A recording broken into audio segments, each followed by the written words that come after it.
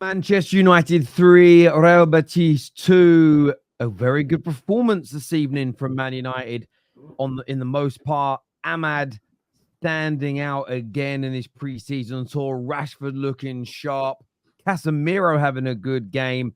Some good performance from the youngsters. And the question is Ten Hag ball finally starting to be born at Manchester United? I'm joined by KJ, who's here with me now. Viewers, hit like buttons. Viewers, make sure you're subscribing to the Football Terrace as well. KJ, what did you make of Man United tonight? Bro, it was actually nice to see us play some good football. The way that we played was probably the best football we've seen in probably 18 months, almost 2 years.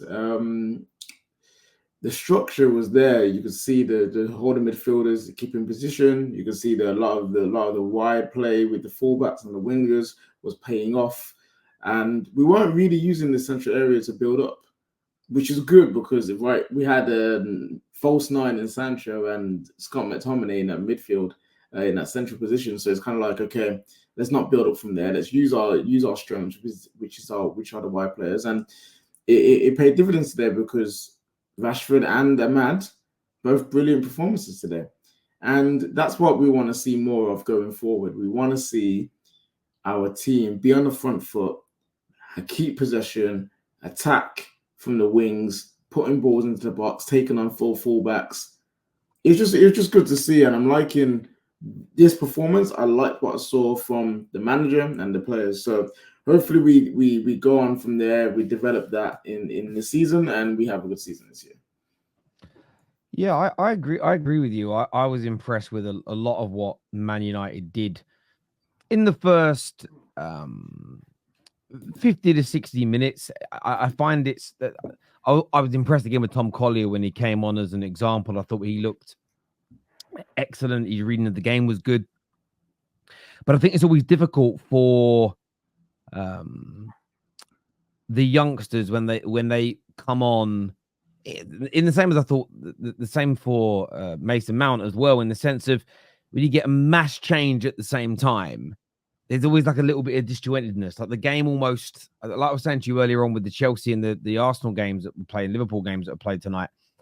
Once you see the huge amount of subs being made, I almost turn off from assessing it as a team sport and just look at individuals a little bit. But in that opening 50, 60 minutes, we played some really nice football. Our press was excellent. The way we did it as a team, and you could hear Ten Hag screaming at the fullbacks, push up, get alongside Ahmad, get alongside Rashford, which was so different to what we were doing last year. I thought Casemiro had a really good game. Part of that was his passing was on point tonight, but he had people in and around him. And last season, I think there was areas to criticize him in. But where I would always defend Casemiro and where I'll continue to defend him is that he was absolutely hung out to dry by the system last year. The same as most of our midfield players. I mean, there's rumors going around that Kobbie Mainoo couldn't run because he was being caught out of position. And it's just the system was allowing that to happen. But I really enjoyed what we did. Ahmad stood out just impeccable again. He's dribbling, his ability to take a man on, his shooting was on point, scored another goal. And for me, I think he's done enough in pre-season to warrant being the starter on that right-hand side for the opening 2, 3, 4 Premier League games, without doubt. I mean, we did see Anthony come off with what looked like an injury, so that probably strengthens his cause a little bit. I don't think Rashford's injured. A few people asking, do you think Rashford's out? I don't think Rashford's injured. I think he just was like, well, you're coming off in 2 minutes anyway. You might as well do it now. He didn't go down the tunnel. There's no pictures of him sitting there with ice on his foot, just a sore one. So hopefully he's okay. But yeah, as I say, I was impressed with the again, lots of intricate, good one-touch, two-touch football. The build-up play looked nice. We dominated the ball. The press was good, but we did the press at the right times. And I do feel like the influence of Ruud van Nistelrooy and the coaching team is having an impact. We've seen some of the training drills online. We've heard some of the talk, but we're starting to see it. And I saw a lot of United fans online kind of a bit downbeat and negative about the starting lineup. How are we meant to improve? And the manager's only being given the same team as last year. And I'd say this. Everybody looked better tonight as we're now getting our fitness up. But there's still Lissandro and Yoro, Shaw, Bruno, Xerxes. There's another person I'm missing. Mainu Mm. back in. There's those 6 to come back into this team. So this idea that the team that started tonight is going to be the team that starts the Premier League is crazy. Those 6 are coming into it. And I actually think all 6 of those players walk into the first team. You got Then Dallo as well. Dallo coming. Dallo coming up. I forgot about Dallo. Garnacho. You got Dallo, Garnacho. Garnacho. Again, there's names I've forgotten about. So there's so many more players that come back into this team. Now, the interesting thing is these guys haven't actually been doing the drills that the other individuals have, but we know they're better football players. You then have the likelihood of Ugarte, Delic, and Mathwari coming into the squad as well. So when I think about who is going to come back into this team, I'm loving what I'm seeing. I just now want to see that full integration. And I'm sure all the players that were resting after the Euros are coming back in the next few days. I'm sure Bruno's going to want to play in the Community Shield in 10 days' time or whatever. But look, there's some really good signs for Man United. All I'm hopeful of is that the way we're playing happens when it comes to these competitive games that are coming up, if that makes sense. But yeah, a lot to be positive about tonight, I think. Yeah, that's my one fear is that we revert back to type when the season comes around and you see us being super defensive and the holes in midfield and there's no wing play and it's just static. Looks like that's why I'm dreading that comes back. But if this stays where it is, because the way that we're playing now, you look at it, you can now see clear solutions to our problems. Whereas before, it's like, oh, what we're going to do about this and this player and how we're going to fix that hole. Because let's be honest, no one's a lone 6 anymore in world football. They're very hard to find someone that can cover that much ground by themselves. And all these different problems were arising. But now that you see the new system we're going with, even the simple things like when we're with the ball at the centre backs, both of our holding midfielders are dropped back next to them instead of having both of them all the way up the pitch with the forwards. And this is why, although we all get lost in the moment during the season with our teams at times, sometimes it's important to reflect, take stock, and go, hang on, what was the original problems we all saw? And it was the structure of our midfield. We saw improvements at the back end of last season. So as much as people will say, nah, it's ain't Ten Hag, this is rude. And this is what's the other manager's name who's come in, who's the new assistant? Heck. Oh, it's them. Partly, yes. But also our manager did make the changes towards the end of last season where we started to fill that midfield in more and we were more compact and we had a good run at the end of the season. So from my sort of perspective, I just as Sky has said here, that definitely seen improvements. I won't get carried away because it is preseason, but you're starting to get an idea of how we're going to play. And we've got all those players. And you think about tonight's game, Delo, especially with the pressing, especially with the attacking play, is going to improve us. Imagine how much better we're going to be playing out from the back with Lissandro, Yoro, and/or Delit in this team. Imagine how much better the midfield would have been today if Mainu was in the side. And whether like Bruno in down the middle creating, we know what he's capable of. And just say that the two wide players start. No disrespect to anybody else that came onto the football pitch, but when you're bringing on the likes of Garnacho, it's a different level to what we have coming on. And I think that, and then you've got some of the youngsters. I think, Tom Collier for me, I really want to see him given an opportunity next year. Sorry? Toby Collier. Toby, sorry, not Tom. Yeah. Sorry, it's late, bruv, or early, which is where you look at it.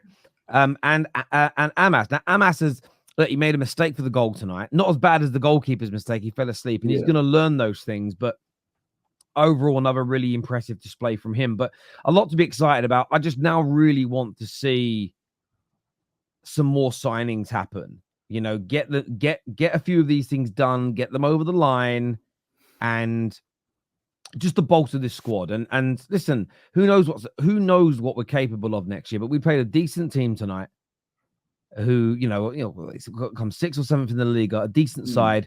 We played good football, and green shoots of progress.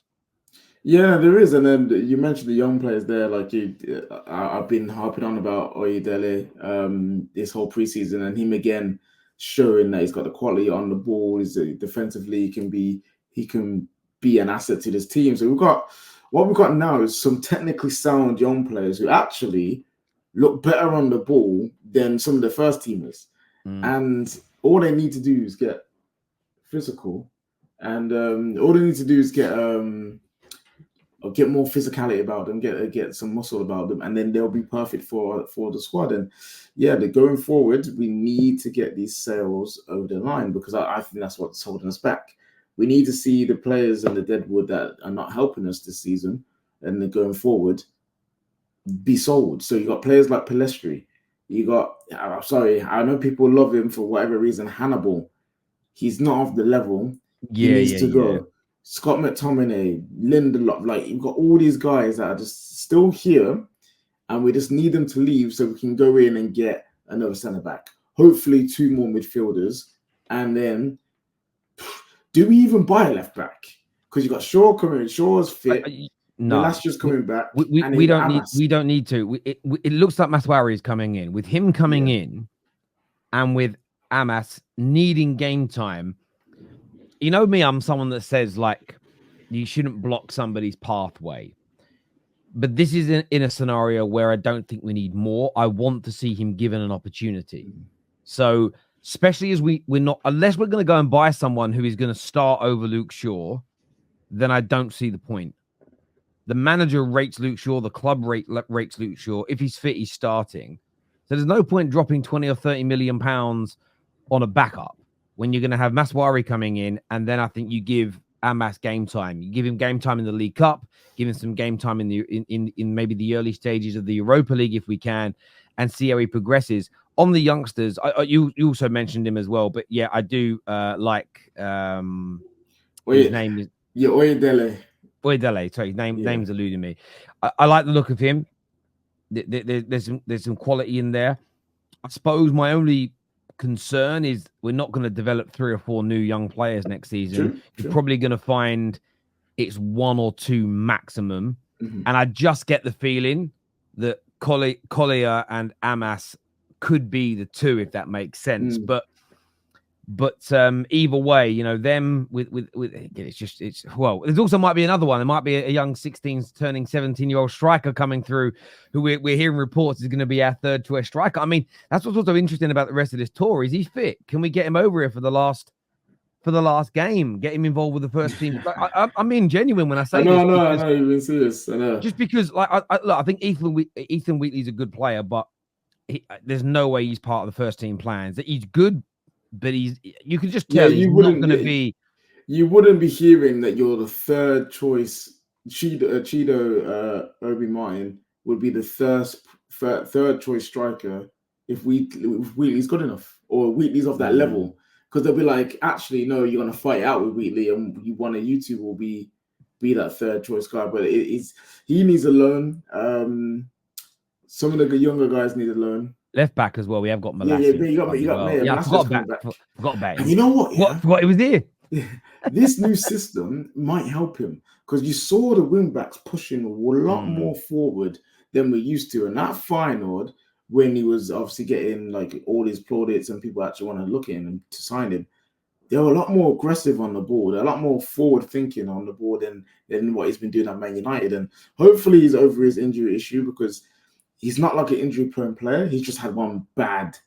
Yeah, I'd love to know what this injury. What the weirdest thing about this injury is that no one knows anything about it, which worries me a little bit in the sense of, was it a health issue more than an injury? Potentially, I know they've said it's an injury, but the only other times you see clubs cagey about this thing is when it's illness. Because why would you not just tell us?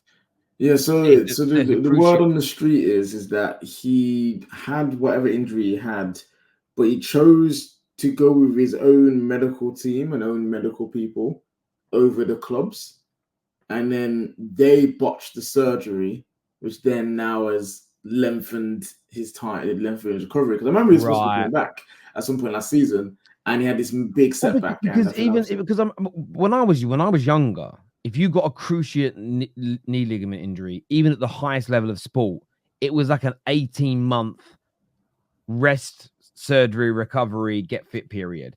That you see people now, sometimes it's 5 months and they're back with that because the level of medical care is so good. That's why it's weird that he's been out so long. Does that make sense? So yeah, that would make a lot of sense if it's been bodged and everything else. But yeah, I wouldn't buy another left back as per what we've already said.